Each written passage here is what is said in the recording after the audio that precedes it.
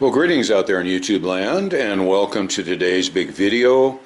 We're right at the end of January. It's a little chilly outside and just the perfect environment to fix another amp. Okay, one just arrived in this box. I'm going to guess that the contents are fragile. Let's get it open and see what our assignment is for the day. I just had to share this with you. I've never seen somebody's pillow from their bed used as packing material. Okay, so I guess we'll set this jewel aside and continue our excavation. Well, the only thing stranger than a pillow as the over-the-top padding for an amp chassis is the use of another pillow for laying underneath it. Okay, so let's see what the meat is in this pillow sandwich. Well, lo and behold, what we have is a slightly frazzled Super Reverb amp. We'll have to figure out the date of manufacture and what circuit it is. It appears to have had work already done. Been running a little hot. We have the tubes and rectifier, an original foot switch, reverb tank in the bag, and doghouse cover. Okay, so here's our letter. Let's read what the owner has to say and then proceed with our mission. Okay, here we go. It's a 1966 Super Reverb. Burns the fuse. That's never a good sign.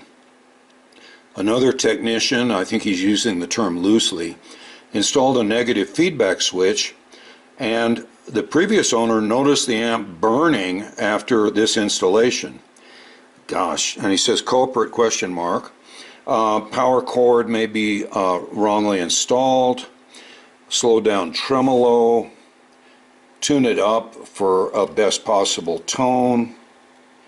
And oh great, previous technician, once again term used loosely, poked a hole in the back. He wants the tremolo to have a quick start. Well, you know, that's one of those things that can be a little challenging. We'll see. Okay, so that's our assignment. It just looks to me like this thing has been botched previously, and now your old uncle is given the task to put it back into good working order. Okay, so let's get started. Before we start, let's take a look here at the amp itself. We see that the face panel has had some pretty rough treatment, got some dents and abrasions, but who doesn't? Looks like an original power transformer. Like I said before, looks like these babies were running a little warm, not terrible. We've seen them sometimes where it's all yellow-brown back here. The massive output transformer. This is not a bad idea when you're shipping an amp, is to leave the preamp tubes and phase inverter in the metal shields so that they're actually pretty well protected during travel, especially if you use your pillow from your bed. We see that the capacitors that were installed are not exactly top of the heap. I mean, I used to use these myself, but now that we have F&Ts available at reasonable prices, I've just quit using these Asian capacitors. Okay, also kind of an unusual choice here for our internodal resistors. We'll have to go back and double check all of this. Let's flip this jewel over and see what the circuit looks like. Well, let's see. Here's the 3-wire power cord that probably was not installed or wired in the manner that I prefer. We'll double check that when the time comes. We see here that the virtual center tap has been added with all kinds of excess exposed wire on either end of the resistors, which is never a good idea. Left the smoothing capacitor for the bias power supply as the original cap. I don't know why they would do that. I see a whole bunch of replaced capacitors. Sort of an odd choice here for the cathode bypass caps. A bunch of orange drops. New wire tacked in. We see here that the NFB switch right here has been tacked in. I don't see anything really wrong with the way it's wired at the moment, but if after the installation the amp caught fire, I think we better look close. Okay, and said there was a hole in the back.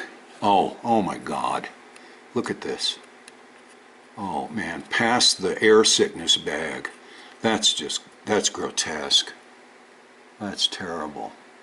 Not only that, it looks like it disrupted the all-important UL safety sticker, and you know how I feel about that.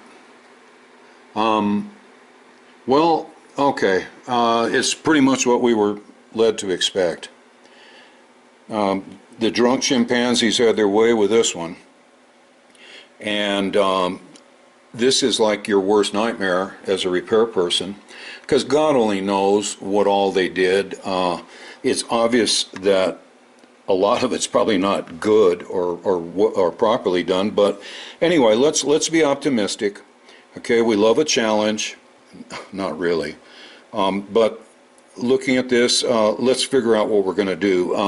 I'm sure as heck going to use the proper bypass caps and trust virtually nothing that's been done here. Okay, so I'm going to go back. I have to go back and clear my throat and start from scratch on this baby. Before I get started on a circuit identification, obtaining of a schematic, and the beginning of the capacitor replacement, thought I'd share this discovery with you. When you see a bunch of soot like this, you want to focus your attention, and then I see how the 3-wire power cord was installed. I've never seen anything like this. I'm guessing that's the hot wire, or at least they thought it was. They bring it in here to one side of the receptacle, the AC auxiliary receptacle, and then connect nothing to the other side, and then run that hot wire over here to the on-off switch, and then into the power transformer primary. Now here's the other wire, and it is going, I guess that's supposed to be neutral, going to the fuse and then into the other primary wire of the power transformer. I've never really seen anything quite like that, and it gives me sort of a little bit of what we say heartburn thinking about what else has been done to this. But anyway, this may have been, they said after the work was done, the amp caught fire. I shouldn't laugh, that's terrible, but looks like something caught fire right here. Okay, so anyway, let's get on with trying to identify the circuit and get a reasonably good schematic. I often work without a schematic on these familiar Fender amps, but in this case, where the circuit has been altered, an original schematic is really very helpful. I've downloaded and printed the two possible circuits. It turns out this is an early 67 Super Reverb, not a 66. Okay, but these were the two circuits available in early 67, the AA 763 and the AB, and there's all kinds of small differences that I have circled. So let's go out and take a look at the chassis that's on the workbench, and I have a feeling it's an AB. I'll tell you why, because if you looked in the doghouse, there were two, I think they were like 100 microfarad at 350 or so filter caps in series, and if you look here at the AA, it's 220s in parallel. So I tend to think we've got an AB. Let's go out and make sure. Okay, what catches my eye on the AB is the 1500 ohm grid blockers, and if you look up here on the AA, there are no grid blockers. So we'll look in here, and sure enough, we see the 1500 ohm grid blockers nestled safely amongst all the pins on the 6L6 output tube sockets. So we have an AB763. Okay, I've laid out my 3 new F&T 22s at 500 to replace these filter caps, and thank heavens Mod started offering proper value filter caps at 70 microfarad at 350 volts. We will replace these with these. I don't really have much of an issue here with the rather high wattage internodal resistors. This one measures out at 1K as it should, and this one measures out at about 4.7K as it should. So I'm going to leave those. I usually use like metal film resistors, but I think these should serve quite well. Okay, let's get started then on the filter cap replacement. Before I start replacing the capacitors, I wanted to share with you a invention that one of the viewers sent to me to evaluate and to share with you. And it's a magnetic tool holder. It's like a Lazy Susan with a very powerful magnet. You put all of your pliers and everything up here so that they're handy. They're not buried as they always are in my work bench under all kinds of garbage. Also, he sent an antique seat clamp so that you can clamp it like to a tabletop. In my case, that's not possible, but I don't think it's going to be necessary. But I'm going to share with you how you can contact this gentleman and perhaps get one of these for yourself. Like I said, I don't accept any advertising or anything from people, but when somebody comes up with a kind of clever invention like this, I'd just like to share it with you. Okay, so let's take a look at how you can get one. Here's the contact information for that magnetic tool carousel. The man's name is Tom Lennon, and if you'd like to get one of these for yourself, why don't you drop him an email at gettom1@aol.com. Okay, here's step 1 in the replacement of the old electrolytics. I've removed what is the positive end of 4 of the caps and the negative end of the series reservoir cap. All the old caps have been removed, and I've tested the strapping resistors, and both of them are out of spec. They're both, this one's way high, around 270K, 250K here, so I'm going to replace those also. Well, there you have it. Our power supply has been rewired with a new set of F&T electrolytics, as well as a pair of Mod reservoir caps in series. Also 2 new strapping resistors, and all of the old components are here to be sent back to the owner with the amp. I've reinstalled the protective cover over the newly installed electrolytic capacitors, and now it's time to flip the amp over and start working on the circuit within the chassis. Well, I've flipped the chassis over, and it's time to start working on the circuit. That will include, of course, the replacement of this really god-awful 3-wire power cord, all of the capacitors that either have been replaced or need to be replaced,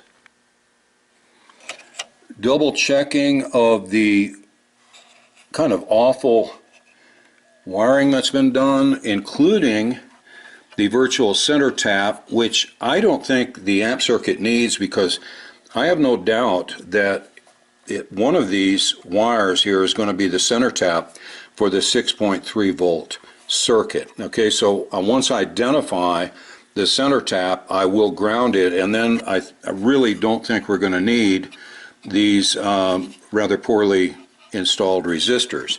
Okay, so that's just for starters. So let me set down the camera and get to work. Well, I thought I might get lucky and have this be the center tap for the 6.3 volt filament winding, but it's not.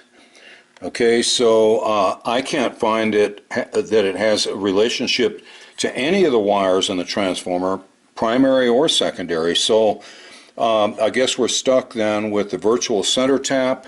But first off, I want to replace the 3-wire power cord just because it hurts my eyes to look at this. Okay, so let's get started. Alright, the 3-wire power cord has been installed with both terminals of the auxiliary AC receptacle being used sort of like a terminal strip where the black hot wire comes here and then goes to the on-off switch, from the on-off switch through the fuse, and then into the primary of the power transformer. The white return wire goes directly to the other primary wire of the power transformer. And of course the green grounding wire has been securely bolted to the chassis with a lock washer to ensure that this never comes loose. Also, I did clean up all that soot from whatever incendiary event must have occurred right in this area, because I'm dead certain another one's not going to occur there, and I don't want to make it look like it did. I think our next task will be the replacement of all 7 of the cathode bypass caps and the smoothing cap for the negative DC bias supply. And now all 7 of the cathode bypass caps have been replaced. Now, one little rule of thumb, if you're ever kind of confused about the orientation of electrolytics, their polarity should match the circuit, and by that I mean, since our high voltage circuit is positive DC, we want the positive end of the capacitor to face that circuit. The negative end will go to ground. Now conversely, here in our negative DC bias supply, we want the negative end of the electrolytic to face the circuit and the positive end to go to ground. Now let's address the rather, I would say, kind of amateurishly installed virtual center tap resistors. All sorts of bare metal here that can cause shorts. Bear in mind, this is the 6.3 volt filament input, which can flow over 2 amperes. Okay, so any grounding that takes place here is not going to be good for the circuit or for the power transformer. And the second thing is, on these pilot lights, see the tab that everything's soldered to? Well, imagine if you screwed the bulb in up here and rotated this base just a little bit. I just moved it maybe a 1/16 of an inch, and it's dead shorted now against the strap that holds the pilot light. So I've mentioned this in previous videos. Be very, very careful about these lugs, this particular one especially, because it can actually come over here and touch this strap. And that's the end of your power transformer. Okay, so, and your fire insurance probably. So let's lift this up and let's install these resistors properly. And I'm going to use one of these as a strap to prevent this lug from being able to rotate counterclockwise and touch the bracket of the pilot light. Okay, here's what I think is a better way to wire it. I have used this 100 ohm resistor as a strap between the lug here and the lug here, so that this lug of the indicator light cannot rotate counterclockwise from our vantage point and ever short. Okay, I have no problem with the value or quality of the resistors. In fact, I reuse them. As you can see, I just shortened the leads, so there wasn't a lot of bare metal here just begging to cause problems. Also, you see this ground wire from the negative DC bias supply comes over here to the same lug. It was arched up and almost touching some of the leads here on the resistors, so I pressed it down against the chassis surface. you try to always think about the worst case scenario. What could happen if this wire moved a little bit? What would happen if two wires that are close together actually touched? And eliminate that. Okay, so that you'll cut down on the chances then of any future problems. Then one last test is to make sure there is no continuity between either of the pilot light lugs and the chassis, and there is not. So this situation here is remedied. This may have been the cause of the incendiary event that was mentioned by the amp owner. I flipped the chassis over and I'm installing the tube set. I have put my Eurotubes probes in series between the 6L6GCs and the amplifier tube socket.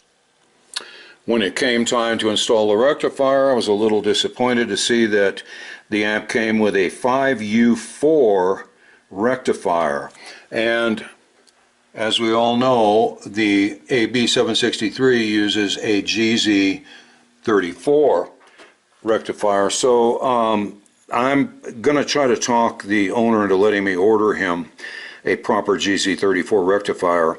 Meanwhile, we'll try it with this, but it says loose glass. Now this is a very common problem with tubes in which the people have grabbed a hold of the glass envelope and yanked the tube out of the socket, and in so doing they've broken the glass envelope free from the bakelite base.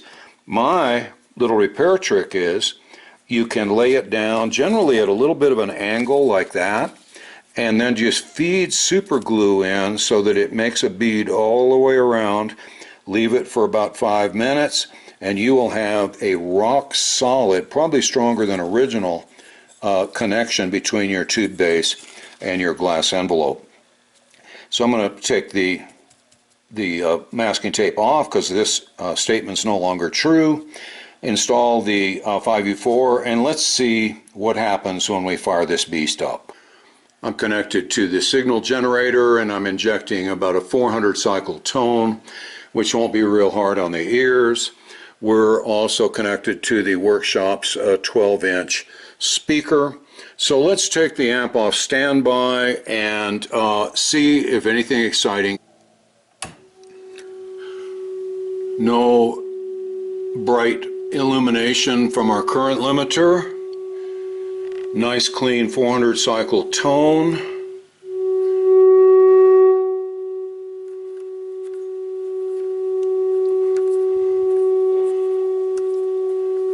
Tone pots are quiet and effective. Let's try the vibrato channel. And we all know that it's mislabeled because this is the channel that has a tremolo effect. It definitely does not have a vibrato effect. Let's see what kind of tone we get. Rather weak, but that's because the tone controls are all turned way down. Oh, got a noisy one? No? Nice and quiet. Okay, we'll have to test our tremolo and reverb a little later, but for now the amp is definitely amping quite nicely. Let's try the bright switch. A little bit of effect. Wow, okay, I cranked the plate current way down by turning up the negative DC bias supply to the grids. Okay, let's adjust it. Listen to the increasing gain. Significant in the room here. I'm not sure because the camera tends to equalize volume. Oh man, much louder. Okay, say we're kind of right around 30 milliamps. Okay, so that'd be 13.2 watts of plate dissipation, which is rather low for GCs. Okay, and I'm cranked all the way here on my bias, and I think these should go up closer to around 35. So I'm going to have to change a resistor on the bias pot. I'll show you where it is, how I do that, and we'll see the effect. Here's the bias pot. Here is the wiper lug, which sends the negative DC bias voltage to the tube grids of the 6L6 output tubes. Remember, this is cranked down just as low as it goes, and we still don't have really sufficient plate current. So let's see what the bias voltage is right now, negative 47.8 volts DC.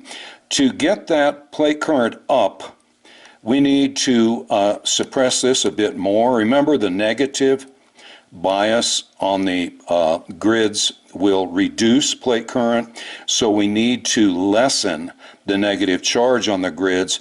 So let's make a change here in our bias pot to allow that to happen, so we can get closer to like negative 42 or 43 volts DC. And how we will accomplish that is to reduce the value of this 27K resistor. If we reduce the value of it, more of our negative DC bias voltage will go to ground, less of it goes to our tube grids, and our plate current will increase.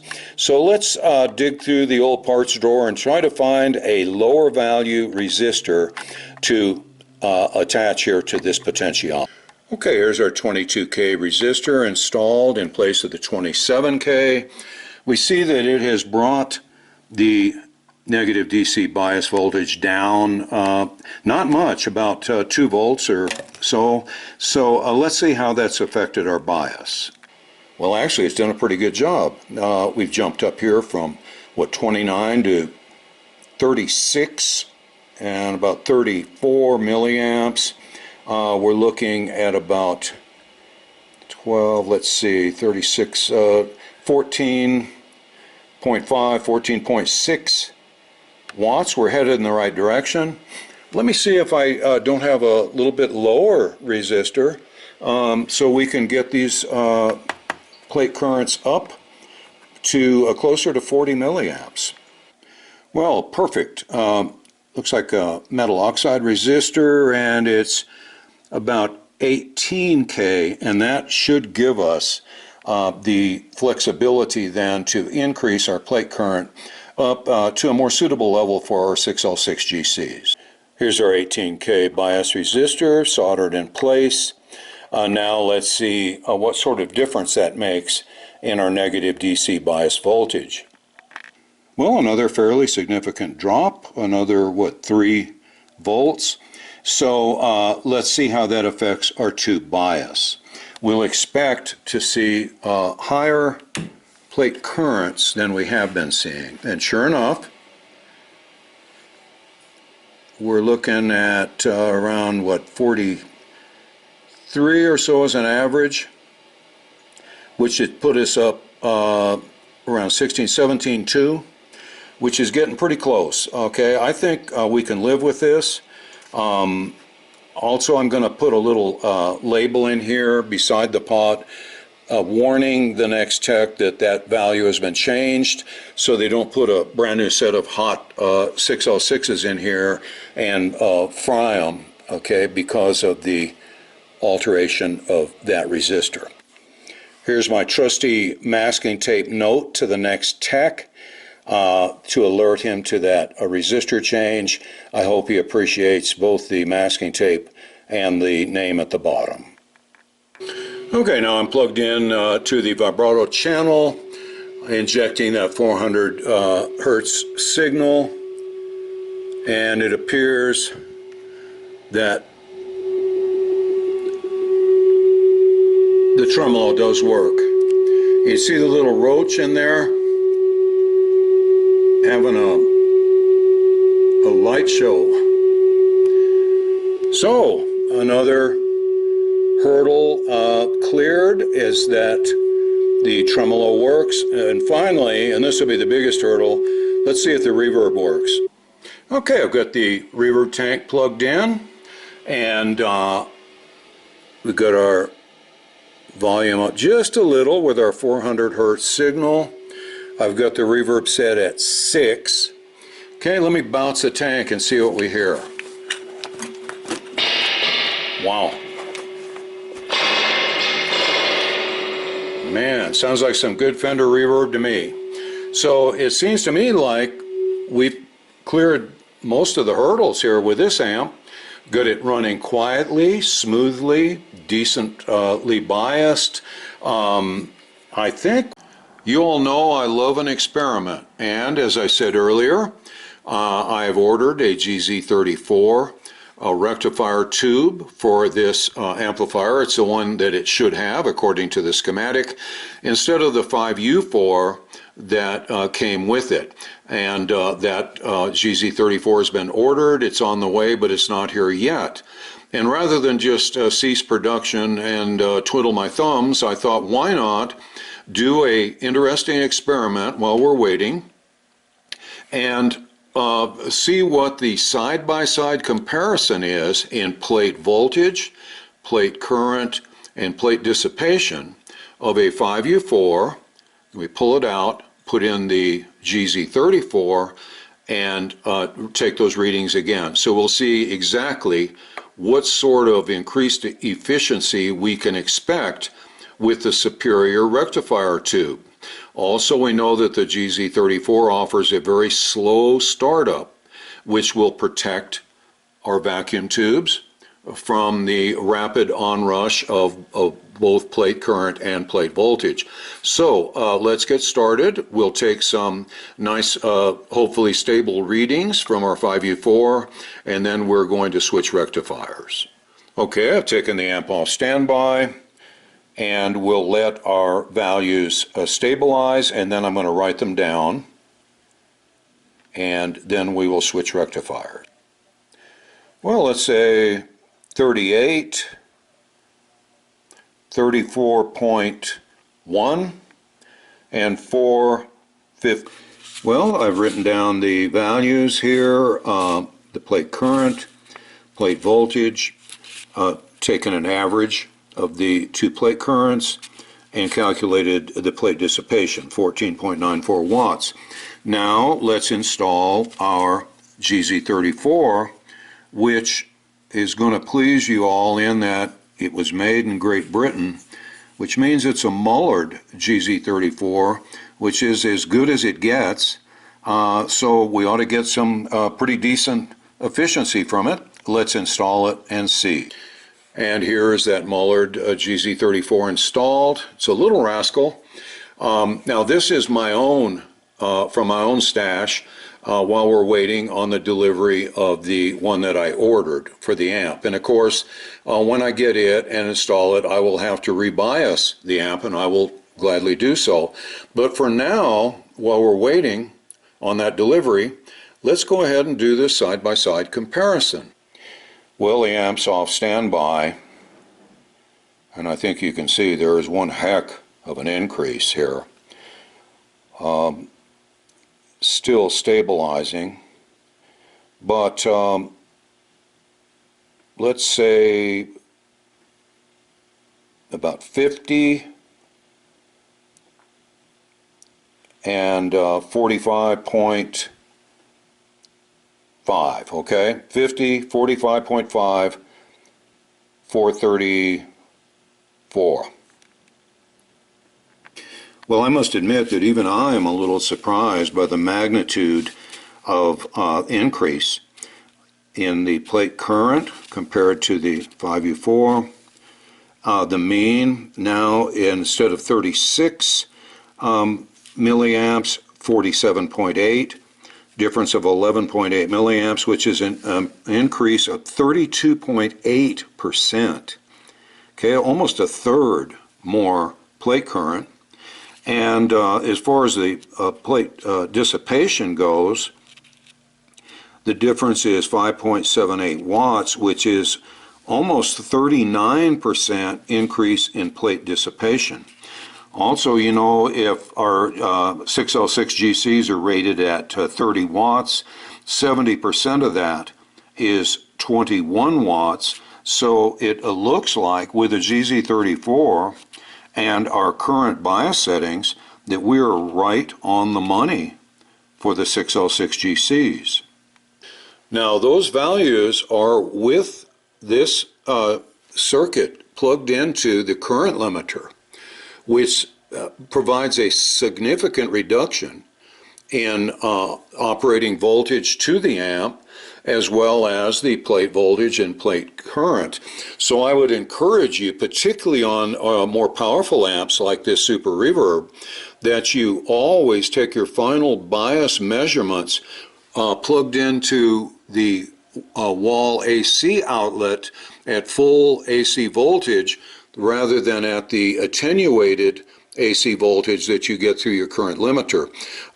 That's the only way you can get an accurate reading. And if you want to see how much difference it makes, it varies, of course, with different amps and what their current input demands are. But I'm going to go ahead and plug this into the wall, and we'll see how much our measurements increase with wall current as opposed to current limiter current. And as you can see, another significant increase. Let's say 58, 53.4, and 457. And a significant increase indeed, 23 volts of plate voltage, which is 5.3%. Plate current is an increase of 7.9 milliamps, which is 16.5%. Plate dissipation is 25.45, which now is too hot for direct bias, and a significant increase indeed. The plate voltage went up 23 volts, which is 5.3%. Plate current went up 7.9 milliamps, which is 16.5%. When you calculate the plate dissipation, it went up a rather overwhelming 4.73 watts, which is an increase of 22.85%. That's the most significant of all the increases. So let this be a warning to all of you who are using the current limiters when you're working on amps, which I do with every amp I work on religiously, is for your final bias, be sure that it is always measured and calculated based on wall supply rather than current limiter supply. So, taking into consideration the GZ34 rectifier and the wall AC voltage, I have adjusted the overall bias down to around 20, a little over 20 watts of plate dissipation. So now the amp would be ready to send back to the owner. Naturally, when I get the ordered GZ34, I'll install it and make whatever adjustments are necessary to get the overall bias, which is the plate dissipation, at around this level. Hopefully it will plug in and be about this level, but I don't know that anything can really measure up to a Mullard tube, so it may be a little lower. If so, I will adjust to compensate. But before we turn this amp over to Ollie and Jack for the preliminary audio testing, let's heed the customer's request to slow down the tremolo. And I've done this in many other videos, but I'll go ahead and do it in this one just in case you haven't seen those. Okay, here are the 3 oscillation loop disc capacitors. On Fender amps, they're almost always like this and in this general position here on the eyelet board. Now this is a 0.02, 0.01, 0.01. And the very simple way to slow down a tremolo is to increase the value of one of the 0.01 microfarad caps up to 0.02. When you do that, you slow down the time constant of the oscillation loop because it takes longer to charge and discharge a 0.02 microfarad capacitor than it does a 0.01. So when we increase the value of one of these two, we make the loop take longer to charge and discharge, and therefore we slow it down. Okay, so I'm looking at this and it looks like, oh, maybe this one right here might be the one to change. Okay, so I'm going to get out the soldering iron and remove it. You know, before I do substitute that 0.02 microfarad cap in this position up here, I thought it might be interesting to give you an A-B comparison between the speed of the tremolo with the 0.01 and then with the 0.02. And then, since I have a capacitor box here that allows me to select all different values, just for fun, let's see how far we can slow down the tremolo. I warn you though that when you just get really outrageous with your oscillation loop caps, the loop will cease to oscillate. So let's go ahead and see how it sounds with the 0.01 in place, and then I will start dialing in extra capacitance.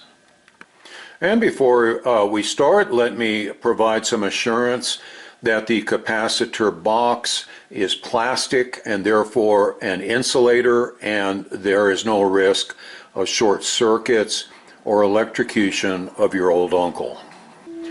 Okay, I've got the tremolo on at the slowest speed at which it will operate, and it's connected to the shop speaker. I know you can hear it. Now let's add a 0.01 microfarad cap.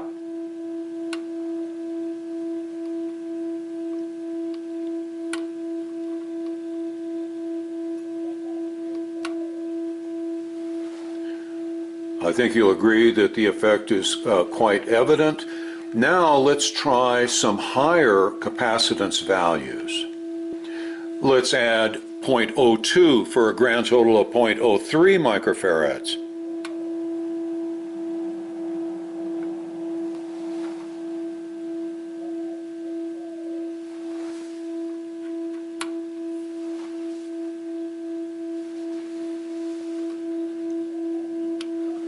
Now a total of 0.04.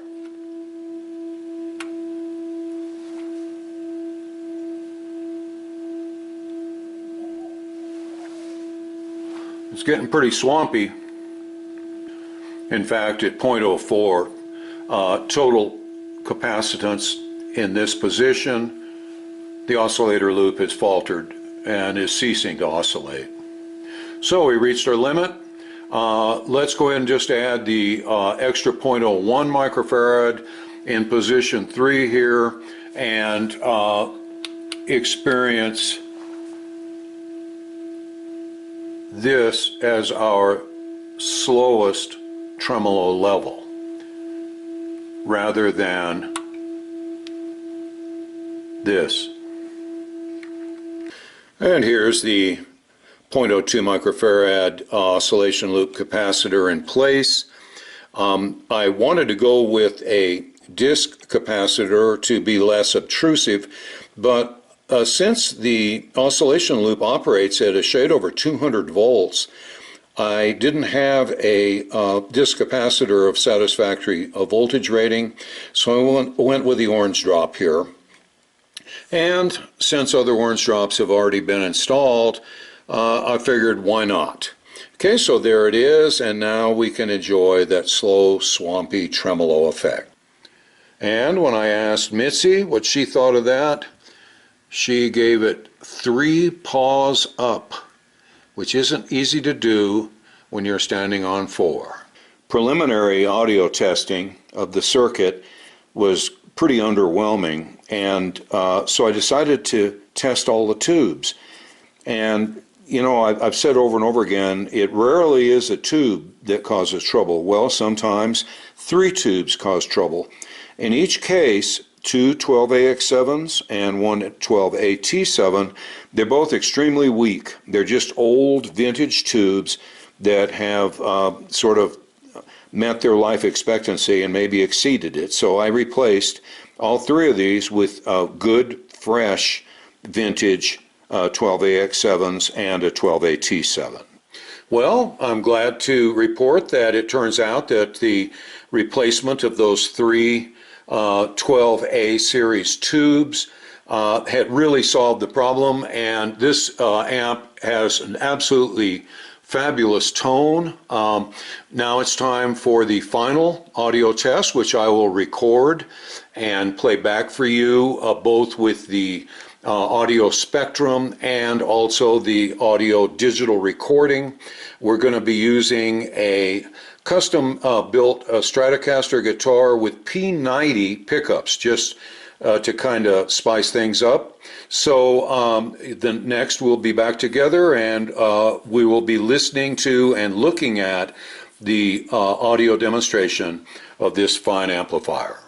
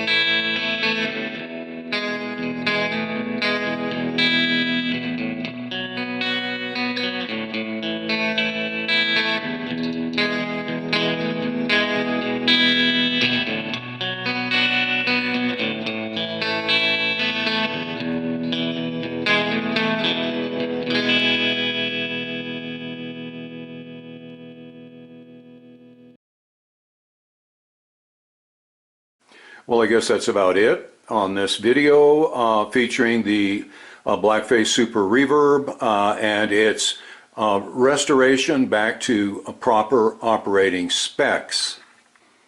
I hope you enjoyed it. I want to take a few moments here, as usual, to thank all my PayPal contributors and Patreon patrons for their continued support of our channel. Should you want to join them, I'll put links in the video description which will enable you to do so. The Feral Quartet and I want to thank you all for your continued viewing and support of our channel, and we look forward to seeing you in the very near future in our next video, which is going to feature, just as a little teaser, one of the most valuable and special amps that we've ever had the honor to work upon. So please stay tuned. That one will be posted probably in 3 or 4 weeks. See you then.